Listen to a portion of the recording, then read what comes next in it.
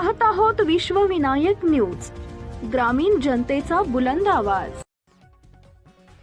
दिनांक 4 ऑगस्ट 2026 रोजी तुळजापूर तालुक्यातील मौजे पाटील तांडा इथं राज्य उत्पादन शुल्क विभागानं अवैध हातभट्टी दारू निर्मितीसाठी मोठी संयुक्त कारवाई करत 14 गुन्हे दाखल करून 14 आरोपींना अटक केली आहे।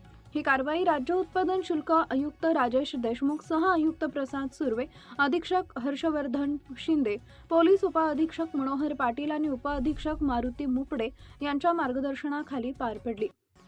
या मोहिमेत तुळजापूर, धाराशिव, भूम, उमरगा, नळदुर्ग, भरारी पथक तसेच सीमा तपासणी नाका, तालमोड येथील अधिकारी व कर्मचाऱ्यांसह एकूण 75 अधिकारी व कर्मचारी सहभागी झाले। उमरगा राज्य उत्पादन शुल्क पथकानंही या कारवाईत सक्रिय सहभाग नोंदवत महत्त्वाची भूमिका बजावली।